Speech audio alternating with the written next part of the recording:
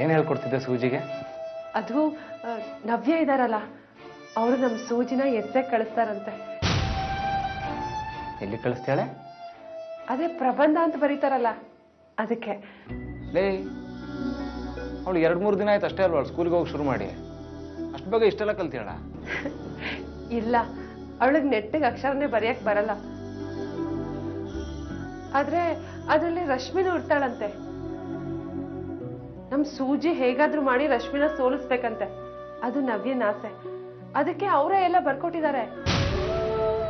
ಅದನ್ನ ನೋಡ್ಕೊಂಡು ಹಾಗೆ ಬರೆಯೋದಷ್ಟೇ ನಮ್ ಸೂಜಿ ಕೆಲ್ಸ. ಸೂಜಿ, ನಾಳೆನೇ ಎಸ್ಸೆ ಕಾಂಪಿಟೇಷನ್. ಎಷ್ಟೋ ಶಾಲೆಯಿಂದ ಮಕ್ಕಳು ಬರ್ತಾರೆ. ಸ್ಟಾರ್ಟ್ ಅಂದ ತಕ್ಷಣ ಪೇಪರು ಪೆನ್ಸಿಲು ತಗೊಂಡು ತಮಗೆ ಗೊತ್ತಿದ್ದನ್ನೆಲ್ಲ ಬರ್ದ್ಬಿಡ್ತಾರೆ. ನೀನು ಬರೀತ್ಯ. ಇಬ್ರಿಗೋ 3 ಜನಕ್ಕೋ ಪ್ರೈಸು ಕೊಡ್ತಾರೆ. ಹಾಗಂತ ಮಿಕ್ಕವರೆಲ್ಲ ದಡ್ರು, ಕೆಲ್ಸಕ್ಕೆ ಬಾರ್ದವ್ರು ಅಂತ ಖಂಡಿತ ಅಲ್ಲ. ನೀನ್ ಗೆದ್ರು ಪ್ರೈಸ್ ಬಂದಂಗೆ, ಸೋತ್ರು ಪ್ರೈಸ್ ಬಂದಂಗೆ ಸೂಜಿ. ನೀನಷ್ಟಕ್ಕೆ ಸಮಾಧಾನ ಪಡ್ಕೊ. ಆದ್ರೂ ಇಷ್ಟಾದ್ಮೇಲೂ ಹೇಳ್ತೀನಿ, ನೀನು ರಶ್ಮಿನ ಸೋಲ್ಸಕ್ಕೆ ಟ್ರೈ ಮಾಡು. ಅದನ್ನೊಂದು ಚಾಲೆಂಜ್ ಆಗಿ ತಗೋ, ಆಟ ಅನ್ಕೋ, ಸರಿನಾ? ಏನ ಅಮ್ಮ ಮಗಳು ಸೇರ್ಕೊಂಡು ಹಿಂಗ್ ಹುಡ್ಕಾಡ್ತಿದ್ದೀರಾ?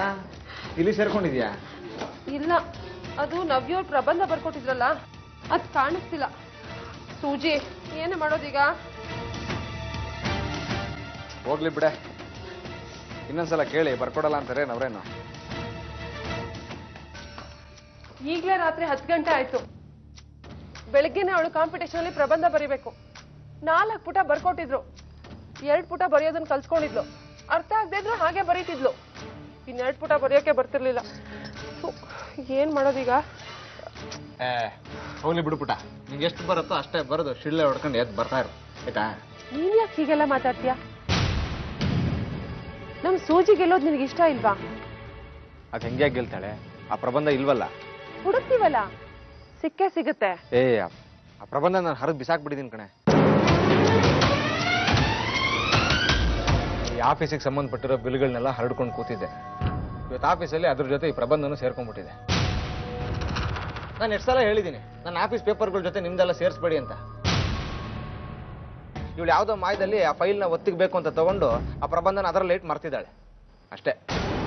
ರಾತ್ರಿ ಎಲ್ಲ ನನಗೆ ನಿದ್ದೆನೇ ಬಂದಿಲ್ಲ.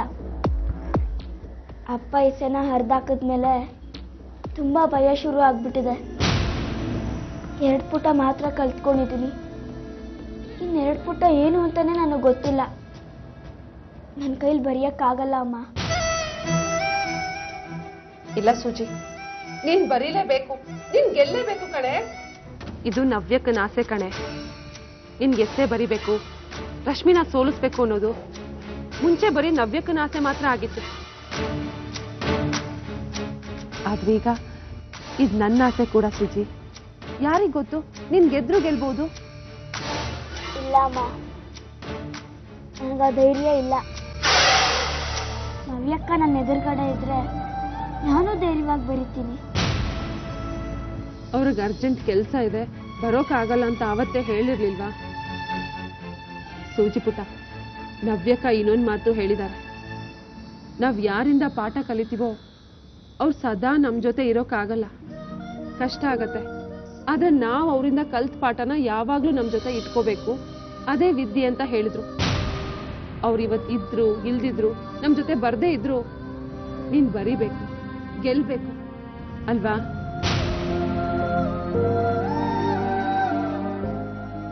ನಾವಿಲ್ಲಿಂದ ಹೋಗೋಕೆ 20 ನಿಮಿಷನಾದ್ರೂ ಬೇಕು. ಯೋಚನೆ ಮಾಡು, ನೀನ್ ಬರೀತೀಯೋ ಇಲ್ವೋ ಅಂತ. ನಡಿಯಮ್ಮ, ಅದೇನಾಗುತ್ತೋ ನೋಡೇ ಬಿಡೋಣ.